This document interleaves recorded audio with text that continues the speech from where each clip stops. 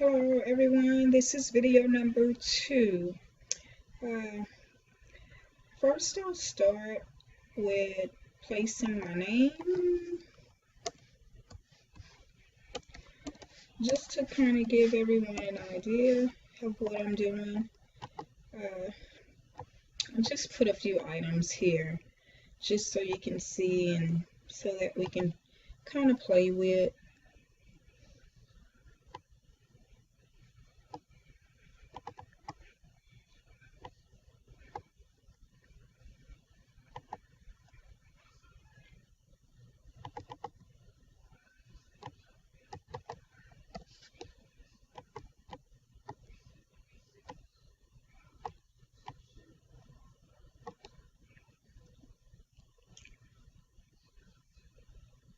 This is your new drawing key. Say for instance, if I wanted to do a new drawing, I would click on that, which you see it came to Untitled Studio 3, but that's not where I'm working. I just wanted to show you where, what that tool was for. I'll go back to Studio Untitled page 2, because this is where I'll actually be working from.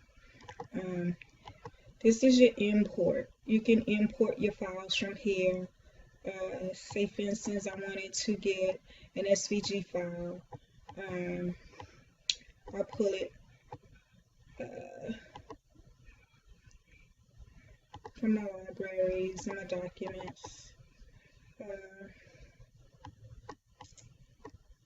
I'll pull it from here.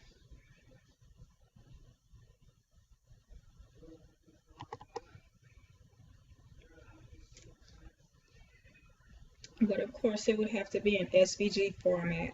So I'm not going to go with any of these. I'm just going to go with what I already have. That was just to export. Here you have your PicScan. PicScan is a tool where if you have an image, what it does is it'll scan that image for you into your program.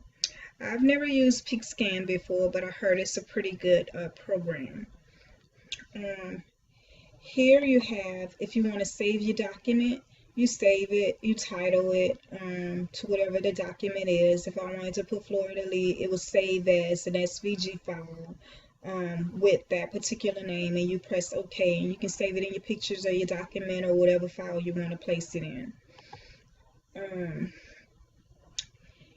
Here you can save it also to an SD card, which the type file name is GSP. If you have a memory card or memory stick and you want to save all your files to that particular file, then you can do that as well. And if you have more than one computer, you can actually transfer the files from that SD card and then put it into your other computer and download it there. That's what that function is for. This is if I wanted to print. Say for instance, I wanted to print the Florida Lee card. I wanted to print the Florida Lee. If I wanted to print it, then it would just print a Florida Lee. Of course, I don't want to print, so I'll press cancel. And of course, you know this is your silhouette. This is if you want to copy something. This is, that's probably what the last file I used. So it brought the last file back into my in my area. This is if you want to cut something. Say for instance, if I wanted to cut it, I'll bring it back. And say for instance, I wanted to duplicate. This is to duplicate. If I wanted to duplicate the Florida Lee, I just press this and I duplicate it. It duplicated it. This is if I wanted to cut it. I cut it. Here you have your arrow to undo something. I'm undoing everything and bring it all the way back to the first Florida Lee I had. You just undo. That's what that is. And this is if you want to go forward with everything. Say for instance, I wanted to go forward. I would click that to redo it and go back. This key is pan, like your pan key to move your move everything. That's what that's for. This is if you want to zoom in. You want to zoom in closer to something and look at the detail of your work. You can look at it. This is if you want to go back to make your workspace smaller. You zoom out. This one is to drag a shape to zoom. Say for instance, if I wanted to zoom that, I would drag that shape to zoom it.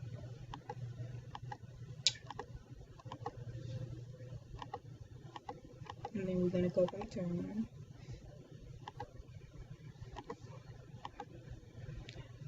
And then that shape fits the window. Okay, now you have your paint tool.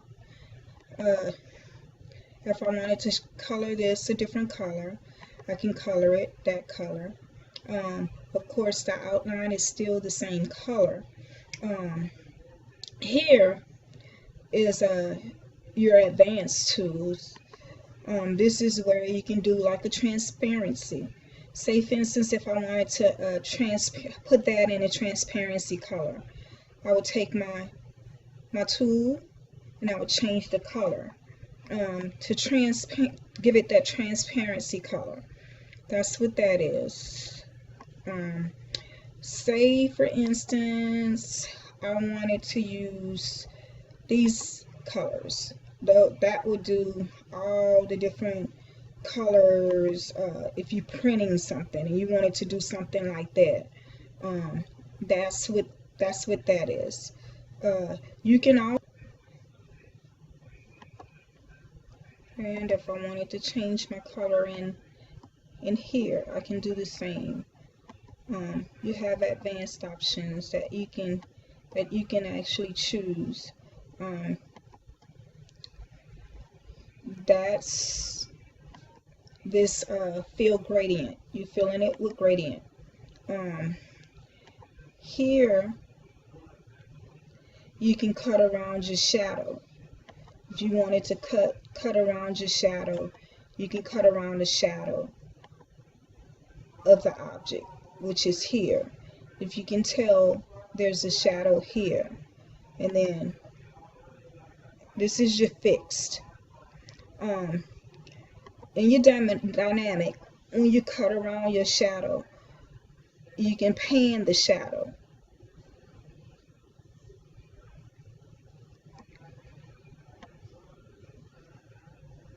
That's called panning the shadow. You can place the transparency to how you want it. You can go up with or down with a different transparency color.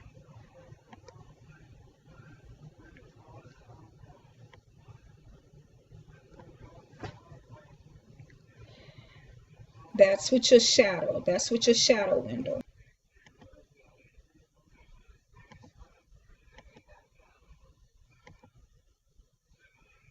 What it does is it changes it to a sketch. You can go with plain, you can go with continuous. You can go with scribble, you can go with pen, pencil, charcoal. And here is your fill. None, cross, diamond, scribble, zigzag, pencil, charcoal. I don't use this much, so I can't give you that much information on it, but you can play with it and see what happens and see what all it does. Here is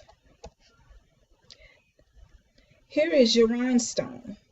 Say for instance, I wanted to rhinestone something. I can rhinestone my name. My name is Patricia. I'll change the color to give you a better idea of the color and what it looks like. In that area, you play with the different fonts so that you can see what caters to that particular rhinestone font. You can use your 6SS, you can use your 10SS. That's using the 6SS, and that makes it look better using the edge. And then you have your linear font, and then there's the radial font. You play with it, see what it does. You have your 16 SS stones. That's your stone sizing. Say for instance we go back to 10 SS and we do a linear fill, we do an edge fill, and we want spacing. There's your spacing. You can do a single click to add a stone. You can freehand your stones.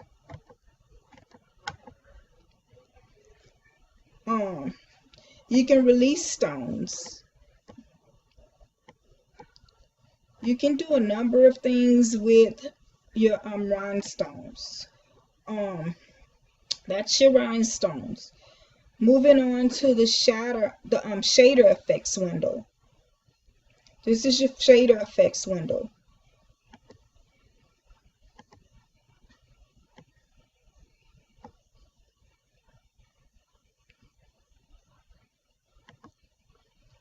I haven't used the shader effects window, so I can't give you much of an idea about what it is because I haven't used it. But it shows you the hue, the brightness, the contrast, the saturation, to invert. It just shows you different effects. That's different effects for it. Here we have our offset button. What I'll do is I'll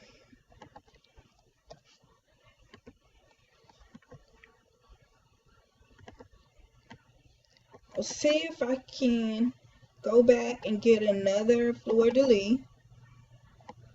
There we have it. We have another fleur-de-lis, and I'll clear some of this out of the way for you guys so you can see.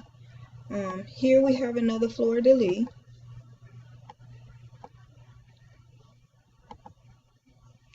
And here we have our offset. Say for instance I wanted to do an offset. I'm going to do an offset. And I want my distance at 100.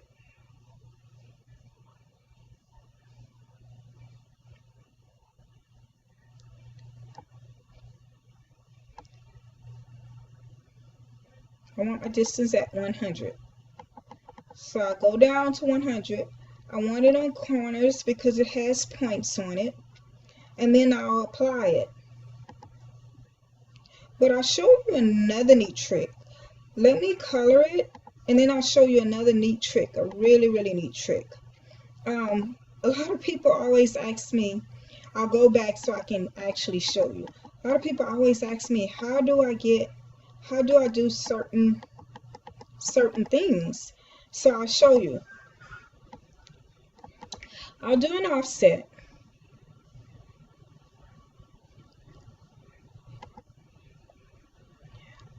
I'll go to 100.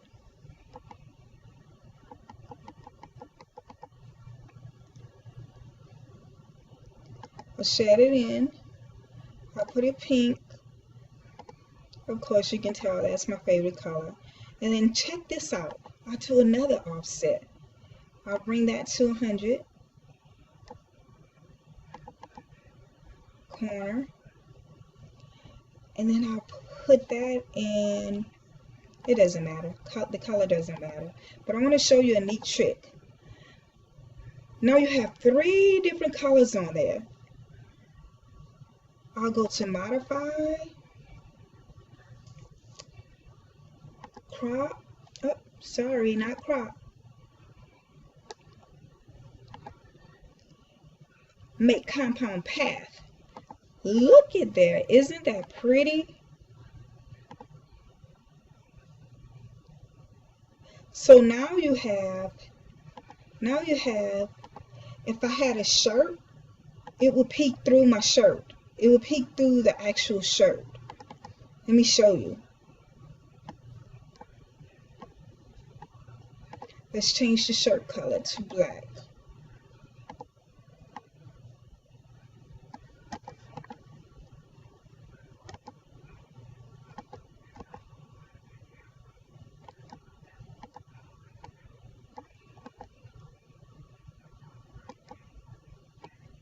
Come on, come on.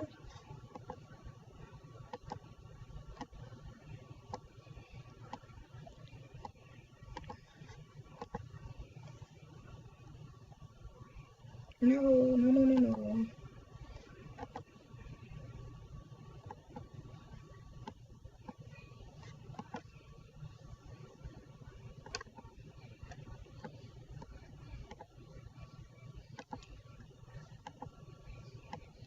I'm actually trying to put it on top, but of course, my keys don't seem to be working.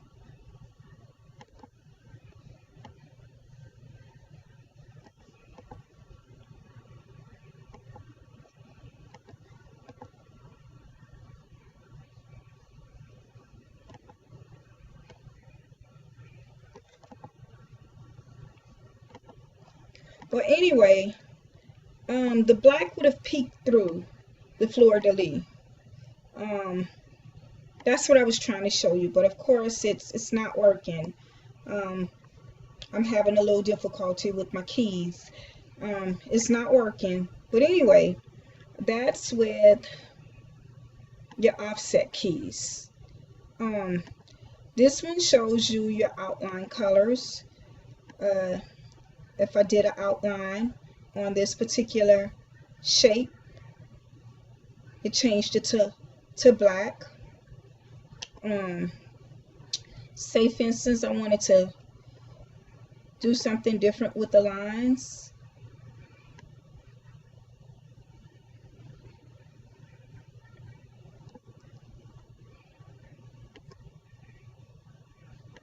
And it shows you the thickness of each one.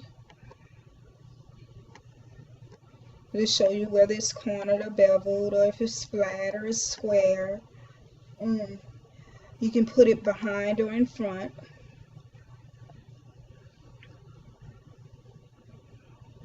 Of course, you know that's your font styles. This is if you want to move right or left, your distance. If you want to move something right or left in your distance, you can do that.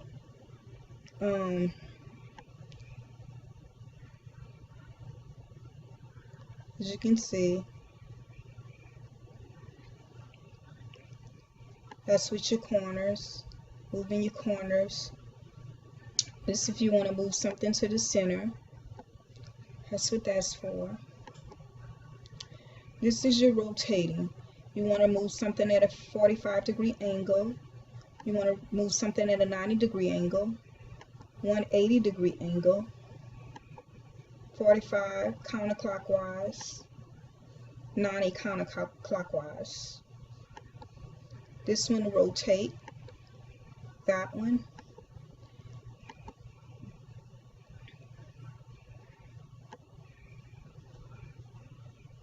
And those are your angle keys. Here is your scale.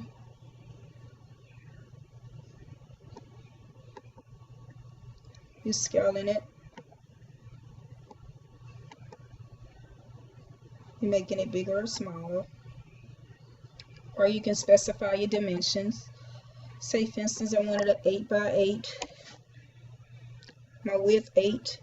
My height 8. It's going to give you the correct dimensions for this. This I like doing. The shear is what I like doing a lot when I'm doing. Sometimes I do this with text. If you want it at a certain way, a certain level. One thing is when you're doing boxes It's a really good way when you're actually doing boxes and you want it to look a certain way. You want your boxes to look a certain way.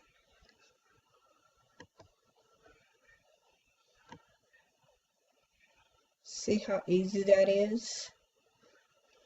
That's your shear and your unshear key. You can do a vertical shear, which is really cool. Now you have your line. You can align to the left. I'll show you. I'll put my name so I can kind of give you an idea.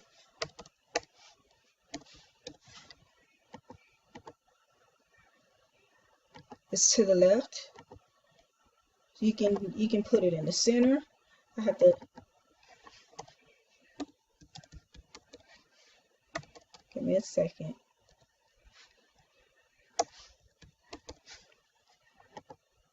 Say for instance I wanted my name or my verse or the verse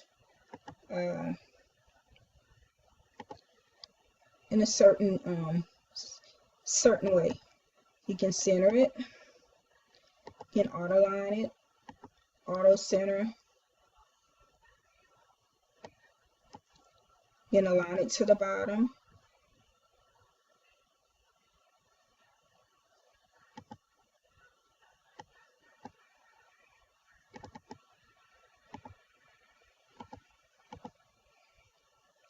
You can go to the right, full. That's what those keys are for. I'll say for instance I wanted to duplicate something. I want to duplicate this, but I want to duplicate it to the left. It'll duplicate it to the left.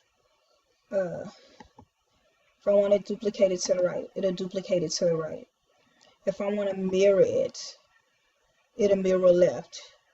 Say for instance I want to rotate only one copy.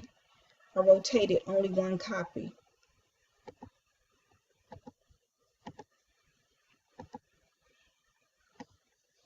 Now say for instance I want to rotate 2 copies. It rotates 2 copies for me. Say for instance I want a row of 3. It'll give me a row of 3. How about if I wanted a column of 3? It'll give me a column of 3. Alright guys, that will be the end of it. I'll have to show you the cropping and the modifying and the welding in the next video. Have a good day. Bye.